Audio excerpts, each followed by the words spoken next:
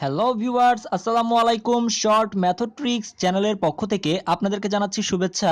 আজ আপনাদের সাথে আলোচনা করব সুদ কষার অঙ্ক নিয়ে। তো আজকের পার্টটি হচ্ছে পার্ট 2। ইতিমধ্যে আমার চ্যানেলে সুদ কষার অঙ্ক নিয়ে আরও দুটি ভিডিও আপলোড করেছি এবং সেই ভিডিওটি যাতে আপনারা খুব সহজেই পান তার জন্য আমি আমার ডেসক্রিপশন বক্সে লিঙ্ক দুটি দিয়ে দিব। আপনারা সেখান থেকেও প্রথম যে দুটি ভিডিও দিয়েছিলাম আমরা, তো সেটিও আপনারা দেখে নিতে পারবেন। তো চলুন আজকের যে ভিডিও, তো আজকের ভিডিওতে আমরা এই টাইপের অঙ্কগুলো নিয়ে বেসিক্যালি আলোচনা করব এবং এই টাইপের অঙ্কগুলো তুলনামূলকভাবে একটু স্টুডেন্টদের কাছে কঠিন মনে হয়। তো এই টাইপের অঙ্কগুলো কিভাবে সহজে সলভ করা যায় চেষ্টা করব একটু শর্টকাট নিয়ে আলোচনা করতে এবং গতানুগতিকটাও দেখাতে। তো চলুন প্রথমেই আমরা চলে যাচ্ছি আমাদের প্রথম যে টাইপ 1, অর্থাৎ আজকের ভিডিওটাতে আমরা দুইটা টাইপ নিয়ে আলোচনা করব। তো চলুন প্রথমেই টাইপ 1-এ চলে যাচ্ছি। তো আমরা দেখতে পাচ্ছি প্রথমেই টাইপ 1-এ যে অঙ্কটি আছে, আমি আগে অঙ্কটি পড়ি। সুদের হার 6% থেকে কমে 4% হওয়ায় এক ব্যক্তির বাৎসরিক আয় 20 টাকা কমে গেল, তার আসলের পরিমাণ কত? তো এই ক্ষেত্রে এই যে প্রশ্নটি, এই প্রশ্নগুলো দেখে আপনারা কিভাবে চিনবেন তো একটু খেয়াল করেন। প্রথমে আমি কিন্তু আপনাদেরকে শর্টকাটটি দেখাবো, এরপর গতানুগতিকটাও আপনাদেরকে দেখাবো। একদম সহজ সিম্পল অঙ্ক। তো একটু খেয়াল করে দেখুন। প্রথমেই আমরা যে জিনিসটা খেয়াল করব সেটা হচ্ছে এই ধরনের প্রশ্নগুলো আমরা কিভাবে চিনব। সেটি হচ্ছে, দেখুন আমি এখানে লিখে রেখেছি যে দুটি সুদের হার থাকবে, অর্থাৎ প্রশ্নের ভিতরে দুটি সুদের হার দেওয়া থাকবে। অর্থাৎ দেখুন এখানে একটি সুদের হার দেওয়া আছে 6% এবং এখানে আরেকটি সুদের হার দেওয়া আছে 4%, অর্থাৎ দুটি সুদের হার দেওয়া থাকবে এবং সুদের হার এবং আয় কমে যায়। অর্থাৎ দেখুন প্রথমে যে সুদটি ছিল 6% সেটি কমে গিয়ে হয়েছে 4%, এর জন্য আমি লিখেছি সুদের হার কমে যায়। এবং আয় যেটি দেওয়া আছে, অর্থাৎ এক ব্যক্তির বাৎসরিক আয়, এখানে বাৎসরিক বলতে কিন্তু এক বছরে বুঝাচ্ছে, আপনারা একটু বুঝে নেবেন, এক বছরে বুঝাচ্ছে। তো বাৎসরিক আয়টাও কিন্তু তার কি হয়, কমে যায়। এর জন্য এই টাইপের প্রশ্নগুলো আপনারা চিনতে পারবেন যে সুদের হার এবং আয় দুইটাই কমে যাবে। তো এই টাইপের অঙ্কগুলো আমরা কিভাবে সলভ করতে পারবো মুহূর্তের মধ্যে, তো সেটা হচ্ছে জাস্ট একটা ছোট্ট টেকনিক, অর্থাৎ বলা যায় যে একটি ছোট্ট সূত্র মনে রাখলে আমাদের অনেক ক্যালকুলেশন সহজ হয়ে যাবে এবং আমরা অনেক সময় সেভ করতে পারবো। তো আমি আপনাদের জন্য সেই শর্টকাটটি লিখে নিচ্ছি। তো ভিউয়ার্স, আমি আপনাদের জন্য সূত্রটি লিখে নিয়েছি, অর্থাৎ শর্টকাটে যদি আমরা আসলের পরিমাণ বের করতে চাই তাহলে সূত্রটি হচ্ছে, একটু খেয়াল করুন, হ্রাসকৃত আয় অথবা হ্রাসকৃত যে টাকা সেইটার পরিমাণ, তারপরে হচ্ছে নিচে হচ্ছে R1 - R2 ইন্টু সময় গুণ দিয়ে 100। তো এখানে R1 R2 কোনটি আপনারা অলরেডি বুঝে গেছেন, যেহেতু সুদের হার দুটি দেওয়া আছে, অর্থাৎ এখানে একটি এখানে একটি, তাই আমি প্রথমটিকে ধরলাম R1 এবং দ্বিতীয়টিকে ধরে নিলাম R2। তাহলে এটা হচ্ছে আমার R1, এটা হচ্ছে আমার R2। হ্রাসকৃত আয় কোনটা? হ্রাসকৃত মানে হচ্ছে কমে যাওয়া, হ্রাস মানে হচ্ছে কমে যাওয়া, তার মানে আমার কমে গেছে কত টাকা, অর্থাৎ 20 টাকা। অর্থাৎ এখানে হচ্ছে হ্রাসকৃত আয় হচ্ছে 20 টাকা। তারপর হচ্ছে সময়, এই সময়ের কথাটা একটু আপনাদেরকে বলতে হয়। সেটা হচ্ছে, যেমন ধরুন এখানে বাৎসরিক বলে দিয়েছে, বাৎসরিক মানে আমরা বুঝি এক বছরে বুঝায়। কখনো যদি এরকম বাৎসরিক কথাটাও না উল্লেখ থাকে, অর্থাৎ এক ব্যক্তির আয় 20 টাকা কমে যায়, যদি কোনো বছর উল্লেখ না থাকে, তাও আপনারা ধরে নিবেন সেটা হচ্ছে এক বছরই আপনাকে হিসাব করতে হবে, অর্থাৎ সবসময় এক বছরেই কাউন্ট করতে হবে। অর্থাৎ যদি কোনো বছর উল্লেখ নাও থাকে, কোনো সময় উল্লেখ নাও থাকে, তাও আপনি সেখানে এক হিসাব করে নেবেন, অর্থাৎ এক বছরে কাউন্ট করে নেবেন। যেহেতু এখানে আমাকে বাৎসরিক বলেছে তাই খুব সহজেই বোঝা যাচ্ছে এক বছর। তো চলুন এই অনুসারে যদি আমরা মান বসাই তাহলে কিন্তু আমরা অঙ্কটি করে ফেলতে পারবো মুহূর্তের মধ্যে। তো আমরা এক এক করে মান বসানো শুরু করে দিই। হ্রাসকৃত আয় অর্থাৎ কমে গেছে যেই টাকাটা, অর্থাৎ 20 টাকা কমে গেছে, অর্থাৎ উপরে হচ্ছে 20, তারপরে নিচে হচ্ছে R1 - R2। তো R1 এর মান হচ্ছে কত, এখানে R1 এর মান হচ্ছে 6 মাইনাস R2 এর মান হচ্ছে কত, 4, গুণ চিহ্ন দিয়ে সময়, আমার সময় কতটুকু দেওয়া আছে, যেহেতু বলেছে বাৎসরিক অর্থাৎ সময় হচ্ছে আমার এক্ষেত্রে এক বছর, অর্থাৎ এক, গুণ চিহ্ন দিয়ে 100 লিখে ফেললাম। জাস্ট এটাকে আমরা ক্যালকুলেশন করলে আমাদের উত্তরটা বের হয়ে যাবে। তো আমি ক্যালকুলেশন করে নিচ্ছি। তো আমরা যদি এটাকে কাটাকাটি করি, অর্থাৎ 10 দুগুণে 20 এবং 10 আর 100 গুণ করলে আমরা পেয়ে যাচ্ছি 1000। তো মুহূর্তের মধ্যে এভাবে করে কিন্তু আমরা আমাদের উত্তরগুলো বের করে ফেলতে পারবো, অর্থাৎ 1000 টাকা হচ্ছে আমার আসলের পরিমাণ। তাহলে উত্তর হবে কোনটি? উত্তর হবে অপশন গ, 1000 টাকা। তো এবার চলুন একই রকমের আরেকটি প্রশ্ন আমরা সলভ করি। সেখানে কি বলেছে দেখি, সেটিও শর্টকাট পদ্ধতিতে সলভ করব। প্রথমে আমি শর্টকাট পদ্ধতি দেখাবো, তারপর আপনাদেরকে গতানুগতিকটাও দেখিয়ে দিব। তো দেখুন 2 নম্বর প্রশ্নে বলেছে সুদের হার 7% থেকে কমে 5% হলে এক ব্যক্তির আয় 5 বছরে 70 টাকা কমে যায়, তবে তার মূলধন কত টাকা? ঠিক সেম প্রথম অঙ্কটির মতো, যেহেতু আমার দুটি সুদের হার দেওয়া আছে তাই আমি প্রথমটিকে ধরে নিচ্ছি R1 এবং দ্বিতীয়টিকে ধরে নিচ্ছি R2। তো এবার দেখুন আমাকে কিন্তু এখানে বছর দিয়ে দিয়েছে, অর্থাৎ সময় দিয়ে দিয়েছে, অর্থাৎ এটা হচ্ছে আমার সময়। সময়কে আমরা n দ্বারাও প্রকাশ করতে পারি। তো চলুন আমরা এবার যদি সেই সূত্রটি লিখি, আমাদের যে শর্টকাট সূত্রটি ছিল, তো চলুন আমি সূত্রটি লিখে নিয়েছি। এবার এই অনুসারে জাস্ট আমরা মানটি বসিয়ে দিব।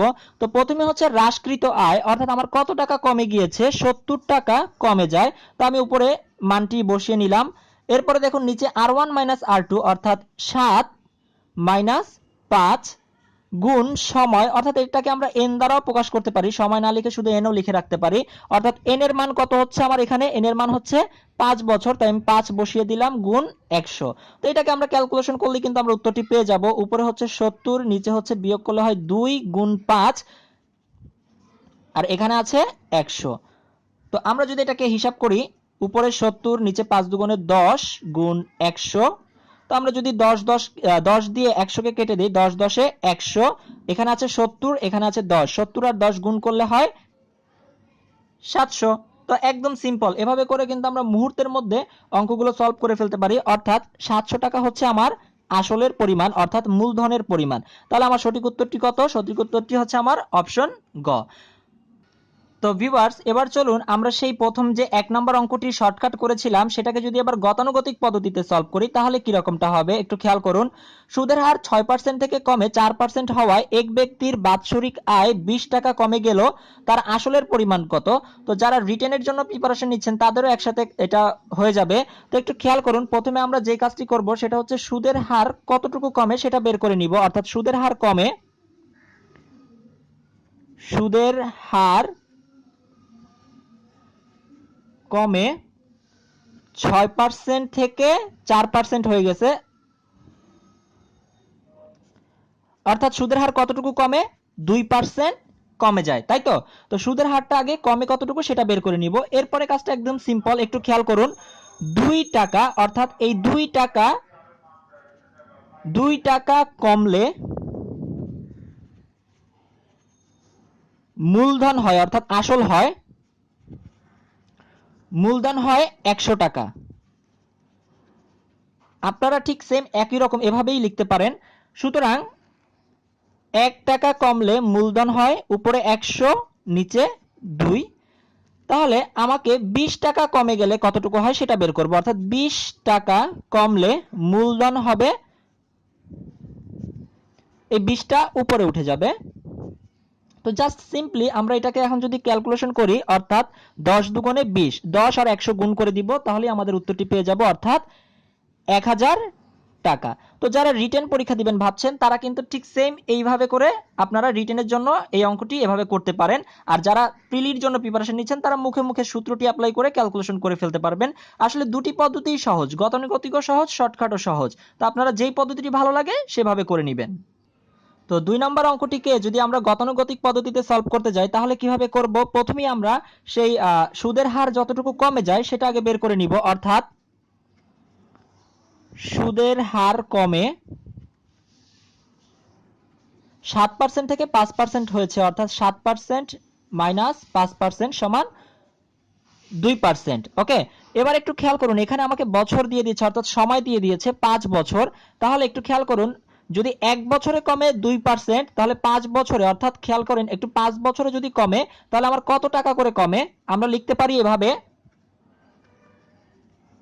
5 বছরে আয় কমে 2 গুণ 5, অর্থাৎ যে বছরটা দেওয়া থাকবে সেটার সাথে এখানে এই 2টা গুণ করে দিবেন, অর্থাৎ 5 দুগুণে 10 টাকা করে কমে। তো একটু খেয়াল করুন, এবার আমরা সাজিয়ে লিখব, 10 টাকা কমলে মূলধন কত হবে? মূলধন হবে 100 টাকা। সুতরাং 1 টাকা কমলে মূলধন হবে উপরে 100, নিচে 10। তো আমাকে বলেছে 700 টাকা কমলে, তো আমি এখানে 700 টাকা কমলে সেটা বের করব। 700 টাকা কমলে মূলধন কত হবে? উপরে 100 গুণ, সরি 700 না, 70 টাকা আর কি। 70 টাকা কমলে মূলধন কত হবে? অর্থাৎ 70 উপরে আর নিচে হচ্ছে 10। তো আমরা যদি এটাকে কাটাকাটি করি তাহলে 10 10 এ 100। তো এখানে 10 আর 70, 10 আর 70 গুণ করলে হয় 700। তো অর্থাৎ খুব সহজেই আমরা গতানুগতিক পদ্ধতিতেও মূলধনটা বের করতে পারবো, অর্থাৎ আমার অপশন গ হচ্ছে সঠিক উত্তর, অর্থাৎ 700 টাকা। তো ভিউয়ার্স, এবার চলুন আমরা টাইপ 2 এ চলে যাচ্ছি। অর্থাৎ টাইপ 2 এ যে প্রশ্নটি আমরা দেখতে পাচ্ছি সেটি হচ্ছে কোনো আসল 3 বছরে মুনাফা আসলে 5500 টাকা হয়, মুনাফা আসলের 8 ভাগের 3 অংশ হলে মুনাফার হার কত? তো এই অঙ্কটি আমরা প্রথমে গতানুগতিক পদ্ধতিতে দেখব, তারপরে কিভাবে একটু শর্টকাটে করা যায় সেটাও দেখব। প্রথমে আগে গতানুগতিক পদ্ধতিটা দেখব। তো প্রথমে গতানুগতিক পদ্ধতিতে করতে গেলে আমরা যে কাজটি করব সেটি হচ্ছে আমরা একটি সূত্র জানি, মুনাফা যোগ আসল। অর্থাৎ এভাবে মুনাফা যোগ আসল ইকুয়াল টু হচ্ছে মুনাফা আসল। অর্থাৎ আমরা একটি সূত্র শিখেছিলাম এরকম যে I plus P equal two হচ্ছে এ। অনেকেই জানেন সূত্রটি, মুনাফা প্লাস আসল ইকুয়াল টু হচ্ছে মুনাফা আসল। তো এখানে একটু খেয়াল করুন, আমাকে প্রশ্নে বলেছে মুনাফাটা হচ্ছে আসলের 8 ভাগের 3 অংশ, অর্থাৎ এই মুনাফাটা হচ্ছে আসলের এত অংশ। তাহলে আমরা এই মুনাফার এখানে লিখতে পারি আসল 8 ভাগের 3 প্লাস আসলের জায়গায় আসল রেখে দিলাম, বাকিটা মুনাফা আসলের মানটা আমরা অলরেডি এখানে বসিয়েও দিতে পারি, কারণ মুনাফা আসলের মানটা আমরা জানি 5500। তো আমরা এখানে বসিয়ে দিই 5500। তো এবার খেয়াল করুন, এখানেও আসল আছে এখানেও আসল আছে, যদি আমি আসল কমন নিয়ে ফেলি তাহলে এখানে কি থাকছে, উপরে 3 নিচে 8, আর এখান থেকে আসলটা কমন নিয়ে ফেললে থাকবে 1। এটা জাস্ট গতানুগতিকের জন্য দেখাচ্ছি, মুখে মুখে করতে গেলে আপনারা এই কাজগুলো খুব সহজেই সলভ করতে পারবেন, সেটা শর্টকাট পদ্ধতিতে দেখাবো একটু পরে। তো এরপরে এখানে আমরা এইটার কাজটা সেরে ফেলবো। তো করলে আমি একসাথে করে ফেলতেছি, নিচে হবে 8 লসাগু যদি নেই, উপরে 3 আর এখানে হচ্ছে 8। তো আসল উপরে 8 আর 3 যোগ করে ফেলি 11, নিচে হচ্ছে 8। তাহলে একটু খেয়াল করুন কি করা যায়, আমার একটু জাস্ট খেয়াল করলেই কিন্তু আমরা বুঝে যাব। আসল বের করতে হবে আমাকে, এখান থেকে আসল যদি বের করি তাহলে এটা কিন্তু গুণ হিসাবে আছে, আসলের সাথে 8 ভাগের 11 এটা গুণ হিসাবে আছে। তো এটা যদি এই পাশে পাঠিয়ে দেই তাহলে আমার এটা কিভাবে হবে একটু খেয়াল করুন, আমি একদম ভেঙে ভেঙে করে দিচ্ছি। অর্থাৎ 5500 ডিভাইডেড বাই 8 ভাগের 11 এভাবে লিখলাম। তো এটাকে আমরা যদি ভাঙি অর্থাৎ ভেঙে লিখি তাহলে কি রকম করে লেখা যায় একটু খেয়াল করুন। অর্থাৎ এটা যেহেতু এখানে ভাগ আকারে আছে, এটাকে যদি আমরা গুণ করে দেই তাহলে এই নিচের 8 এটা উপরে উঠে যাবে আর 11টা নিচে। তো আমরা যদি কাটাকাটি করি 5 11 55 আর দুটো শূন্য আছে, এই শূন্য দুটি এখানে বসিয়ে দিলাম, তাহলে এখানে থাকে 500 আর এখানে থাকে 8। তো গুণ করলে কি হয়, 5 8 40 আর এখানে দুটি শূন্য নামিয়ে দিলাম, অর্থাৎ 4000 টাকা পেয়ে গেছি, যেটা হচ্ছে আমার আসল, অর্থাৎ পি প্রিন্সিপাল বলে আর কি আসল। তার মানে আমি আসলটা বের করে ফেলেছি। আচ্ছা, এবার একটু ঠান্ডা মাথায় খেয়াল করুন তো, আমাকে মুনাফা আসল দিয়ে দিয়েছে, অর্থাৎ মুনাফা আসলের মান, অর্থাৎ এই সূত্রটির দিকে আপনারা একটু খেয়াল করুন, মুনাফা যোগ আসল ইকুয়াল টু হচ্ছে মুনাফা আসল। এখানে আমার মুনাফা আসল দেওয়া আছে 5500 টাকা, সেখান থেকে আমি আসলের মান বের করে নিয়েছি, আসলের মান হচ্ছে 4000 টাকা। তাহলে আমি এখান থেকে মুনাফার মানটা বের করে নিতে পারবো না? তাহলে আমরা কিভাবে লিখতে পারি একটু খেয়াল করুন, অর্থাৎ এখান থেকে যদি আমরা মুনাফাটা বের করতে চাই তাহলে আসলটাকে এই পাশে পাঠিয়ে দিতে হবে, অর্থাৎ মুনাফা আসল মাইনাস আসল। অর্থাৎ আমরা এরকম একটা সূত্র শিখেছিলাম যে আই যোগ পি অর্থাৎ মুনাফা যোগ আসল ইকুয়াল টু হচ্ছে এ, অর্থাৎ মুনাফা আসল। তো এখান থেকে আমাকে এখন বের করতে হবে আই এর মানটি, তাহলে আমি এটাকে লিখতে পারি এ মাইনাস পি। তো আমার এখানে এ এর মান কোনটি, মুনাফা আসলকে এ দ্বারা প্রকাশ করা হয়, অর্থাৎ 5500 টাকা। পি এর মান কোনটি, আমরা এইমাত্র বের করে নিয়েছি, এই যে পি এর মানটি 4000 বের করে নিয়েছি। তো আমরা পি এর মানটা এখানে লিখে ফেললাম। তো আমরা যদি এবার বিয়োগ করি তাহলে আমরা এখান থেকে কত পাচ্ছি, 1500 টাকা, যেটা আমরা আই এর মান পেয়ে যাচ্ছি, অর্থাৎ সুদের মানটা পেয়ে যাচ্ছি বা মুনাফার মানটা পেয়ে যাচ্ছি। এবার একটু খেয়াল করুন, আমার আই এর মানও আমি পেয়ে গিয়েছি, আমার পি এর মানও পেয়ে গেছি, আমি সেখান থেকে আর এর মান বের করতে পারবো না, কারণ আমার এখানে তো এন এর মান দিয়ে দিয়েছে, অর্থাৎ সময় দিয়ে দিয়েছে। একদম সিম্পল। হ্যাঁ, কিভাবে বের করব, একটা সূত্র আছে এরকম, খেয়াল করবেন, I equal to P R N, মোটামুটি সবাই এটা জানেন, ডিভাইডেড বাই 100। তো এখান থেকে যেহেতু আমাকে মুনাফার হার বের করতে বলেছে, অর্থাৎ আর এর মান বের করতে বলেছে, তাহলে আমি এখান থেকে আরটাকে বের করে নিব এভাবে, আর ইকুয়াল টু আই গুণ 100, আর এখানে নিচে হবে কি পি আর এনটা নিচে হবে পি ইন্টু এন। এবার এখানে জাস্ট আমরা মানটা বসিয়ে দিলেই কিন্তু আমরা উত্তরটা পেয়ে যাব। আই এর মান কত পেয়েছি? আই এর মান পেয়েছি আমরা 1500, তাই না? তো খেয়াল করুন, একটু আমরা মানগুলো বসাই। 1500 গুণ 100, আর নিচে পি, পি এর মান কত পেয়েছি? পি এর মান আমরা পেয়েছি 4000। 4000 গুণ এন এর মান দেওয়া আছে কত? এন এর মান দেওয়া আছে 3। এন এর মান কত দেওয়া আছে আমার? এন এর মান হচ্ছে 3 দেওয়া আছে। তো আমরা যদি এগুলো কাটাকাটি করি, অর্থাৎ 0 0 কেটে দিলাম, 0 0 কেটে দেই, এই একটা শূন্য কাটলাম, এই একটা শূন্য কাটলাম, 3 দিয়ে যদি আমরা কাটি, 3 5 15, এবং আরো একটি শূন্য আছে 50, অর্থাৎ উপরে 50 নিচে 4, অর্থাৎ উপরে থাকে 50 নিচে থাকে 4। তো 50 কে যদি আমরা 4 দ্বারা ভাগ করি তাহলে আমরা কত পাই? তো একটু খেয়াল করুন, অর্থাৎ 4 12 48, তাই না? অর্থাৎ 12.5 থাকে। একটু খেয়াল করে দেখুন, আপনারা একটু ভাগ করে দেখুন, 12.5 থাকে। তো এটাই হচ্ছে আমার আর এর মান, যেহেতু আমাকে মুনাফার হার বের করতে বলেছে, অর্থাৎ 12.5%। এটাই হচ্ছে আমার উত্তর, অর্থাৎ অপশন খ হচ্ছে আমার সঠিক উত্তর। তো এটা হচ্ছে গতানুগতিক পদ্ধতি। তো ভিউয়ার্স, এবার একটু খেয়াল করুন, আমার কিন্তু এই অঙ্কটাতে বেশি সময় নষ্ট করে ফেলেছে এতটুকু জায়গায়, ঠিক আছে? যারা গতানুগতিক করবেন তাদের তো করতেই হবে বাধ্য হয়ে, বাট প্রিলিতে যদি এই অঙ্কটা আসে, আমি এতখানি ক্যালকুলেশন করতে গিয়ে সময় নষ্ট করব না। তো এটার জন্য আমি যেভাবে করব সেটা হচ্ছে, আমাকে তো এখান থেকে আসল বের করে নিতে হবে, তাই তো?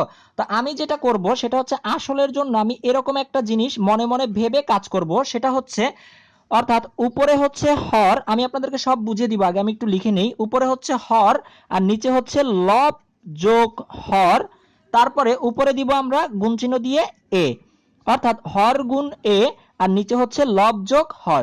তো এখানে আসলে হর যোগ লব এগুলো কি বুঝাচ্ছে, আসেন আপনাদের সাথে একটু বিস্তারিত বলি। অর্থাৎ এই যে হর বলতেছি, লব বলতেছি, এখানে এই যে একটি দেখুন ভগ্নাংশ দেওয়া আছে, এইটার মধ্যে নিচে যেটা আছে সেটা হচ্ছে হর, আমরা সবাই জানি, আর উপরেরটি হচ্ছে লব। তো একটু খেয়াল করুন, প্রথমে যেহেতু আমি সূত্রটিতে লিখেছি হর, তার মানে হর হচ্ছে কত আমার? 8, তাই আমি উপরে 8 লিখে নিচ্ছি।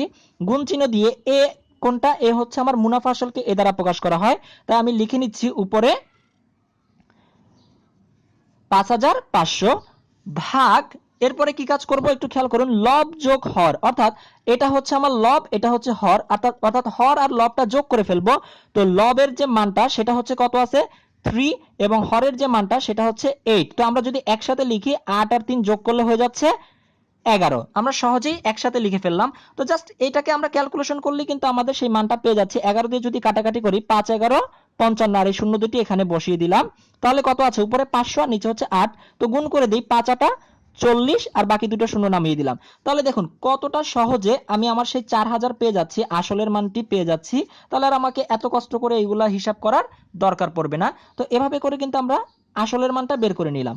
এরপরে যে কাজটা করেছিলাম, i plus P equal to A, এটা আপনাদেরকে বোঝানোর জন্য করেছি। তো আপনারা যদি অঙ্কটা ভালো করে প্র্যাকটিস করতে থাকেন তাহলে আরো সহজে পারবেন, কারণ আপনারা জানেন যে মুনাফা এবং আসল মিলে এটা দেওয়া আছে, অর্থাৎ মুনাফা আসল হচ্ছে এত, অর্থাৎ এখান থেকে যদি আমরা আসলের টাকাটা বাদ দিয়ে দেই তাহলে কিন্তু আমরা মুনাফা পেয়ে যাচ্ছি।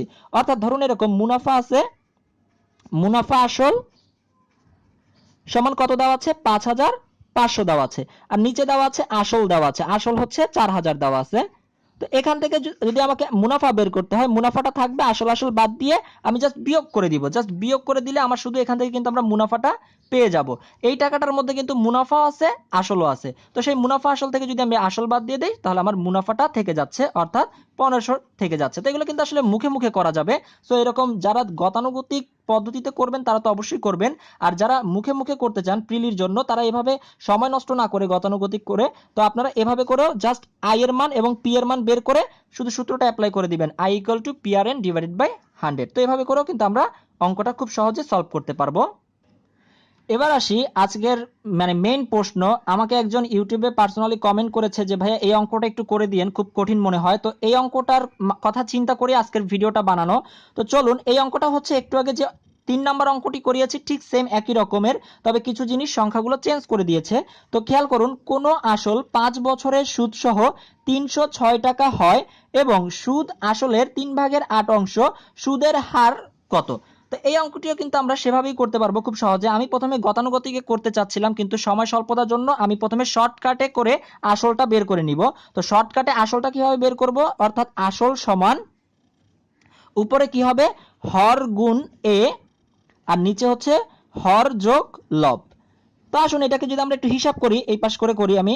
হর, এখানে হর কত দেওয়া আছে, 3 দেওয়া আছে। হর কত, 3 দেওয়া আছে, অর্থাৎ উপরে 3 গুণ এর মান কত, এখানে কিন্তু সুদ সহ এত টাকা মানে হচ্ছে আসল এবং সুদ দুইটাই আছে, অর্থাৎ সুদ আসল একসাথে, অর্থাৎ এটার মান হচ্ছে আমার এ।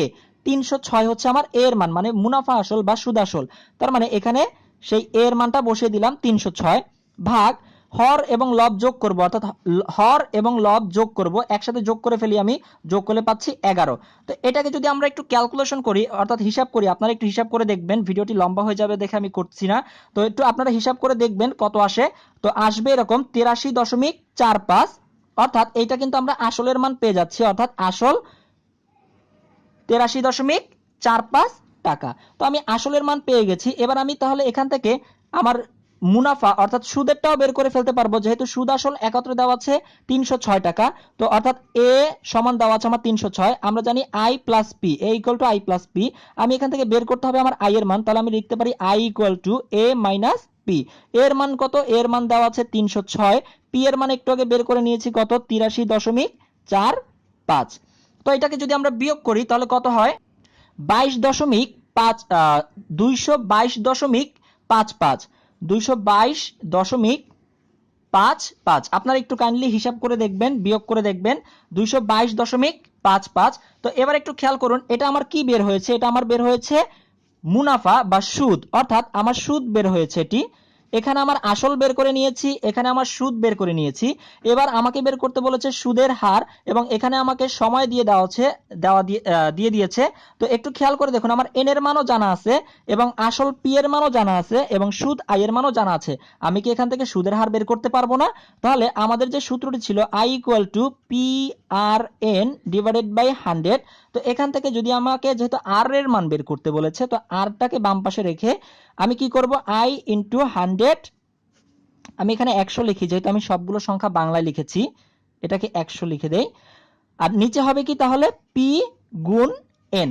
তো এই অনুসারে জাস্ট আমরা মানটা বসালেই কিন্তু আমরা উত্তরটি পেয়ে যাব, একদম সিম্পল। তো আই এর মান আমরা কত পেয়েছি, আই এর মান অর্থাৎ সুদের মান 222.55 গুণ 100 ভাগ পি এর মান কত পেয়েছি, অর্থাৎ আসল 83.45, এবং আমার সময় কত দেওয়া আছে, অর্থাৎ এন এর মান কত দেওয়া আছে, এন এর মান দেওয়া আছে 5 বছর। তো এটাকে যদি আমরা ক্যালকুলেশন করি, মুহূর্তের মধ্যে কিন্তু আমরা অঙ্কের উত্তরটি পেয়ে যাব। তো চলুন একটু ক্যালকুলেশন করি, 5 দিয়ে কাটলে 5 20 100, এবং যেহেতু দশমিকের ডান পাশে এখানে আমার দুটি অঙ্ক আছে, এবং দশমিকের ডান পাশে এখানে আমার দুটি অঙ্ক আছে, তাই আমরা দশমিকটা সরিয়ে নিয়েও কল্পনা করতে পারি যে এখানে আছে যে 22,255, আর এখানে আছে 8,345, অর্থাৎ 22,255কে আমরা 8,345 দ্বারা ভাগ করব। তো ভাগ করলে আসে 2.66।